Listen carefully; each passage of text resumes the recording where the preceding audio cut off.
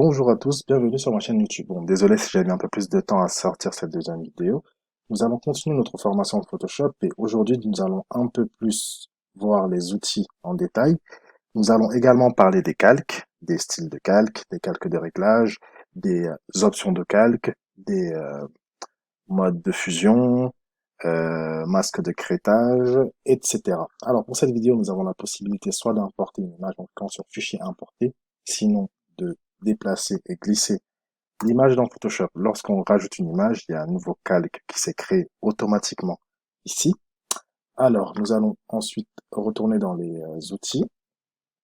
Donc, vous avez la possibilité soit de cliquer sur un outil ou faire clic droit et de voir ce que ça propose d'autre. Donc, clic droit, l'outil déplacement. Entre parenthèses, vous avez le raccourci clavier V, donc l'outil déplacement qui permet de déplacer un calque, de l'agrandir, diminuer. Hop, hop. Cliquez sur Entrée. Pour faire un retour pour aller en arrière, on fait CTRL Z, CTRL Z. Ensuite, vous avez l'outil rectangle de sélection, M, raccourci clavier. Si je fais un clic droit, vous avez le rectangle, l'ellipse, etc. Pour notre tuto, nous allons utiliser le rectangle. Donc, lorsque je dessine un rectangle et que je fais un clic droit, vous avez les options de l'outil. Donc, je peux faire calque par copier, ce qui me copie la sélection. Si je masque le calque d'en dessous, notre calque du dessus, c'est notre sélection qui a été copiée. Je remets notre calque et je supprime le cercle. En dessous, nous avons l'outil lasso polygonal avec touche de raccourci L qui permet de faire dessiner une sélection avec des points. Hop, si je fais pareil, clic droit, calque par copier, j'ai copié ma sélection. Je supprime. En cliquant sur clic droit, j'ai l'outil lasso qui permet de dessiner une sélection. Pareil, je fais clic droit, je peux faire calque par copier, comme j'ai fait tout à l'heure. J'ai copié uniquement le point que je voulais, donc je le supprime. J'ai en dessous l'outil sélection rapide qui nous permet de sélectionner rapidement. Hop, voilà. Si je prends moins, ça me permet de désélectionner. Voilà. CTRL D pour désélectionner. Clic droit, vous avez l'outil baguette magique, pardon, qui permet, comme vous pouvez le voir, de sélectionner pareil que l'autre. Ensuite, en dessous, nous avons l'outil recadrage qui permet de recadrer notre image selon nos choix. On clique sur Entrée. Vous avez soit la possibilité de faire un recadrage que vous aurez sélectionné, sinon vous pouvez choisir des options directement par là, carré, etc. Je vous laisse survoler les outils pour voir un peu, je vous laisse vous entraîner en tout cas. Donc je fais CTRL Z pour retour. En dessous, nous avons l'outil image qui permet de créer un rectangle et d'y insérer une image. Par exemple, je crée mon rectangle. À l'intérieur, vous avez l'image, étant donné que je l'ai créé sur mon image. Donc, je peux soit cliquer sur l'image pour la déplacer, l'agrandir, la diminuer. Mon rectangle, si je clique dessus, je peux l'agrandir, pardon, ou le diminuer. Entrée. Pour faire un retour en arrière, CTRL Z. Ensuite, en dessous, nous avons l'outil correcteur localisé. Ça, c'est pour ceux qui font des retouches de la peau. Si je fais un clic droit sur mon calque, j'ai les options de calque. Donc, je vais pixeliser notre calque pour pouvoir dessiner dessus. Je vais un peu augmenter l'épaisseur de notre outil. L'outil correcteur permet de retoucher. Vous voyez, ça enlève un peu ça. Bon, c'est un peu grossier, c'est un peu gros, donc voilà. C'est pour les retoucheurs, hein, ça permet de retoucher la peau. Comme vous avez vu, hop, ça m'a enlevé mes boutons. Si je fais un clic droit, j'ai d'autres outils. Alors, je vais faire un CTRL Z, CTRL Z, CTRL Z, CTRL Z pour retourner. J'ai pareil l'outil pièce qui me permet de dessiner une sélection. Si je prends par exemple ça et que je viens le mettre là, Je vais zoomer pour que vous puissiez voir. En fait, avec l'outil pièce, ça vous permet de sélectionner une partie de votre image pour la mettre à l'intérieur. Donc, si par exemple, je prends, je fais ma sélection et que je vais là, ça me copie en fait la destination. Donc, si je prends et que je mets là, comme vous voyez, ça fait ça. Outil correcteur, ça c'est la même chose. Enfin, hop. Faut sélectionner par exemple un endroit. Je fais ça, vous voyez, voilà. Ensuite, vous avez l'outil pièce que je vous ai déjà montré, déplacement sur le contenu. Je vous laisserai tous les tester, hein. On ne va pas tous les faire, sinon on en a pour 3 jours. Donc là, j'ai l'outil pinceau avec ses différentes options au-dessus. L'opacité, je vais la mettre à 100%. Vous avez le flux, le lissage. Donc, l'outil pinceau, quand je fais un clic droit dessus, vous avez soit l'épaisseur, soit la dureté. Alors, je vais vous expliquer ce que c'est l'épaisseur et la dureté. Alors, l'épaisseur, c'est la taille du pinceau. La dureté, c'est la dureté du pinceau. Là, par exemple, elle est à 0. Quand on dessine, on voit que notre pinceau est plus fluide. Plus on augmente la dureté, moins il est fluide. Là, je vais mettre à 100 pour que vous puissiez voir. Nous avons un pinceau moins fluide. Alors, une fois que nous avons dessiné sur notre calque, on se rend compte qu'on a un problème. Euh, pour remédier à ce problème, je vous conseille de créer un nouveau calque sur lequel vous dessinez. Donc, pour faire un retour en arrière, vous faites CTRL Z, CTRL Z et CTRL Z. Pour créer un nouveau calque, vous avez ce petit bouton-là à côté de l'outil de la petite poubelle. Vous cliquez dessus et vous créez un nouveau calque. Ça vous permet de dessiner sur le calque. Alors, un raccourci clavier, si vous restez appuyé sur Alt et avec votre souris, vous faites clic droit en allant vers la droite ou vers la gauche, ça permet d'augmenter ou de diminuer la taille. Gauche ou droite permet d'augmenter ou diminuer la taille, le diamètre de votre outil. De haut en bas permet soit d'augmenter la dureté, soit de diminuer la dureté. Alors quand je monte, mon pinceau devient plus dur. Quand je descends, il devient plus fluide. Donc là, je vais le rendre comme ça. Clic droit, je vais le diminuer et je vais dessiner sur mon calque. Ça permet, si jamais vous vous trompez, juste de supprimer ce calque et de ne pas affecter votre image. En dessous, nous avons l'outil tampon de duplication. Quand vous faites un clic droit, vous avez soit ça, soit ça. Alors, je clique dessus. C'est un peu comme, l'outil pièce ou l'outil correcteur, sauf que là, c'est un peu plus poussé. Par exemple, là, si je veux dupliquer ce qui est sur cette partie-là, vous voyez, je prends, ça va dupliquer. Ça ne le fait pas bien, ça le fait mieux quand c'est sur une image, en fait. Quand c'est sur une image, je sais pas, je vais prendre une autre image, par exemple, pour que vous puissiez voir ce que ça donne. Donc là, sur cette image, je fais clic droit, pixeliser. Avec cette partie, je vais prendre là. Je vais augmenter un peu notre pinceau. Vous voyez, ça duplique tout ce qui est en dessous. Là, par exemple, vous voyez, ça duplique le fond. Et voilà. Donc, je vais le supprimer.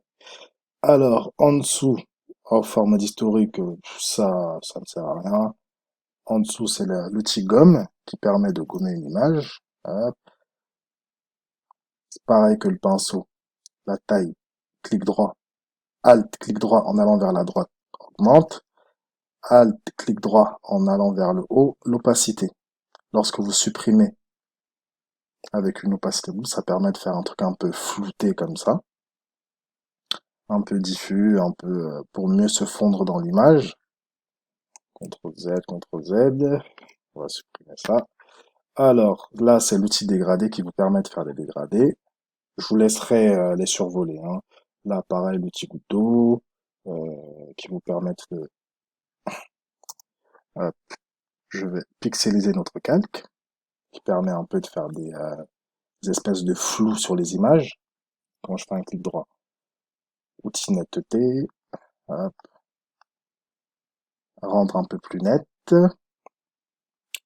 hop, outil doigt qui permet, je vais faire pareil, vous voyez. Bon là j'ai un peu abusé, hein, mais je vous laisse tout essayer par vous-même. En dessous, outil densité moins, alors je vais faire, pour revenir en arrière, CTRL Z, CTRL Z, CTRL Z, jusqu'à ce que vous reveniez en arrière. Donc l'outil densité moins, ça vous permet d'éclaircir votre image.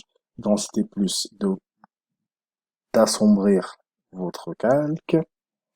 Là, c'est le pinceau qui vous permet de créer des formes. Avec le pinceau, vous avez soit de créer un tracé, soit de créer une forme. Donc, je vais vous montrer. Hop, voilà, remplir. Je laisse un tracé. Je supprime l'outil texte. Donc, raccourci clavier T, donc qui permet de créer un texte. Hop, si je prends l'outil déplacement et que je change la couleur en double-cliquant sur le texte, le calque texte, pardon, je peux changer la couleur. Alors, je peux changer la couleur du texte, je peux le déplacer. Par exemple, si le texte, je le mets au-dessus de mon image, il sera au-dessus de l'image. Si je le mets en dessous, il sera en dessous de l'image, il disparaîtra. Alors, si je reste appuyé et que je fais ça, ça me permet d'augmenter ou de diminuer.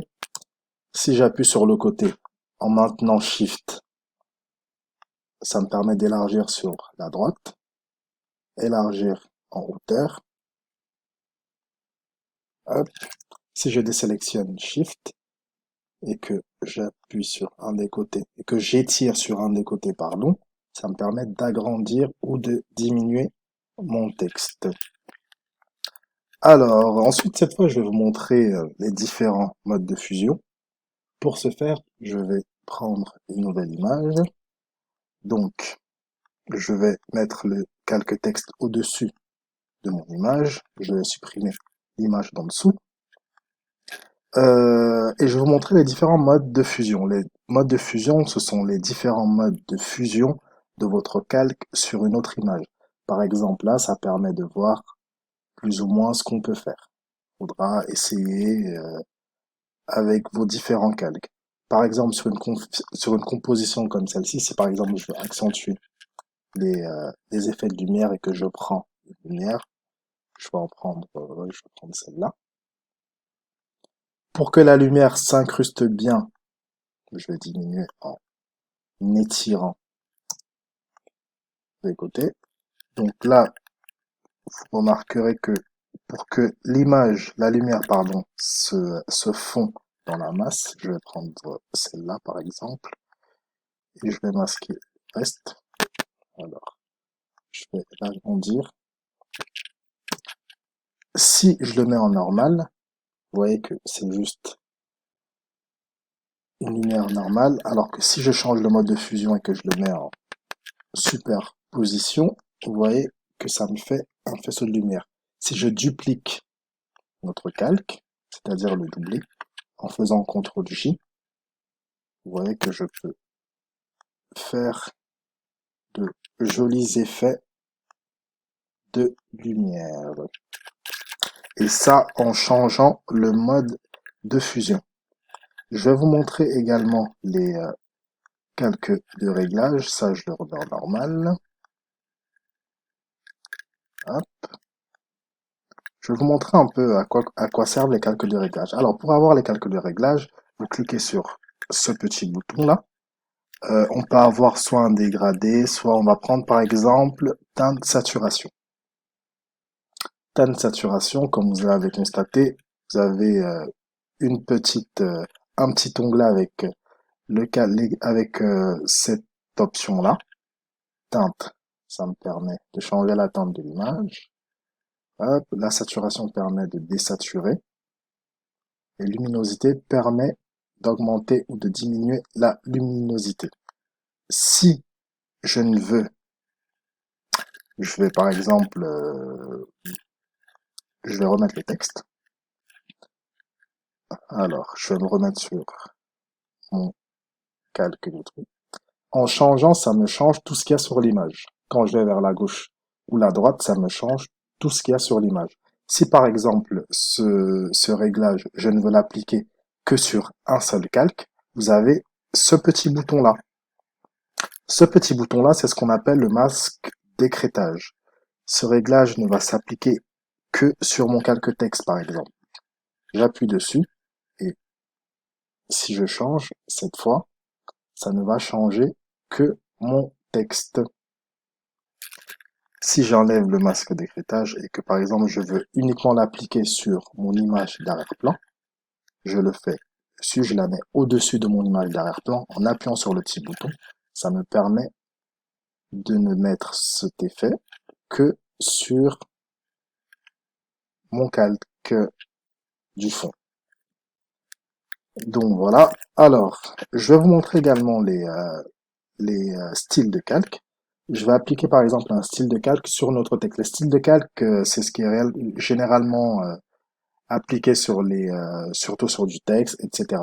Donc, lorsque vous rentrez, je vais vous montrer. Vous faites clic droit sur votre texte, option de fusion. Option de fusion, vous avez les différents styles de calque. Je vais tous les supprimer. Comme ça, on va repartir à zéro et je vais pouvoir vous les montrer. Je vais essayer de...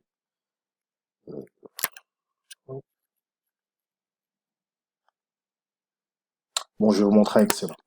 Alors, non, je vais tous les enlever, tiens. Je vais tous les enlever, comme ça au moins on pourra les faire un par un et ce sera un peu plus simple pour vous. Ça vous permettra de mieux voir ce qui est possible d'être fait. Alors, biseautage et estampage.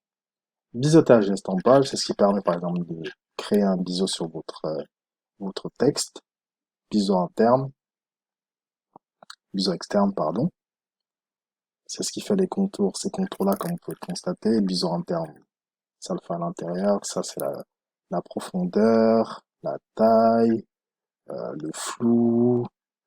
Ça, je vous laisserai essayer par vous-même. Rajouter un contour, ça, je clique dessus pour le masquer. Rajouter un contour, soit de couleur. Sinon, vous avez la possibilité de faire un contour en dégradé. Lorsque vous cliquez sur le dégradé, vous avez tous vos différents dégradés. Par exemple, vous cliquez sur un dégradé, vous voyez que votre contour, au lieu que ce soit une couleur, c'est un dégradé. Vous avez la possibilité soit d'inverser, linéaire, le style linéaire, radial, réfléchi. Je vous laisserai essayer. Hop, réfléchi. Moi, je le mets en linéaire. Là, vous pouvez changer l'angle de votre dégradé. Je vous laisserai essayer également. Ensuite, ombre interne pour ajouter une ombre à l'intérieur de votre document, de votre texte, pardon. Comme vous pouvez le constater, ça permet de faire une petite ombre sur le texte. Satin, pareil pour faire un effet satin sur votre texte. Je le masque. L'incrustation en couleur. Changez la couleur de votre texte. Ensuite, l'incrustation en dégradé. Lorsque vous cliquez sur dégradé, pareil que tout à l'heure, vous pouvez changer le dégradé de votre texte. Euh, des incrustations de motifs, oh, pas besoin. Après ça, c'est pour ceux qui voudront rajouter des motifs à leur texte. Lueur externe. Pour créer une lueur à votre texte, vous pouvez là changer la couleur. On va mettre par exemple, je sais pas, moi, du bleu. Vous pouvez grossir. Hop, hop, voilà. Nombre porté. Vous avez soit augmenter l'opacité, la distance, hop, grossir la taille, non, grossir plutôt l'ombre, la taille de l'ombre. si vous voulez qu'elle soit plutôt plus floue ou moins floue. Voilà. Ensuite, on va avoir d'autres calques de réglage, par exemple le niveau. Si vous voulez régler votre image, par exemple, je vais remettre sur le niveau, je vais le mettre là. Vous allez vers la droite, ça assombrit votre image. Quand vous allez vers la gauche, ça éclaircit votre image. Celle-là permet d'être un peu plus centralisée. Je vais masquer. Ensuite, je vais prendre la courbe qui vous permet, pareil, hop, hop. Sinon, vous pouvez par là, je sais pas, comme ça, comme ça, comme ça. À vous de jouer avec les différents réglages et de voir ce qui vous correspond le mieux. Filtre photo, densité, pareil pour ceux qui font de la photo. On va mettre peut-être en rouge, densité, hop, hop.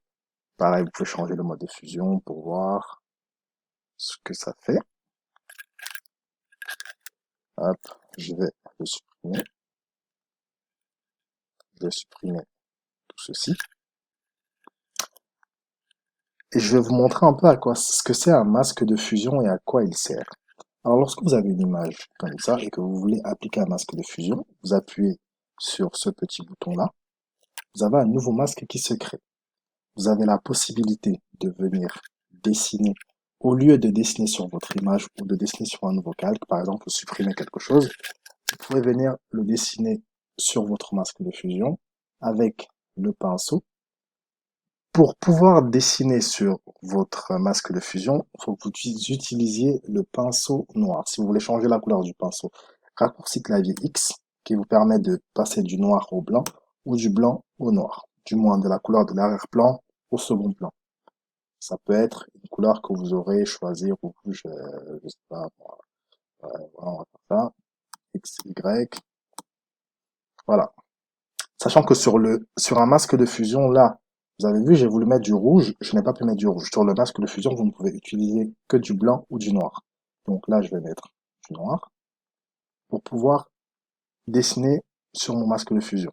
Donc là, je dessine sur mon masque. Hop.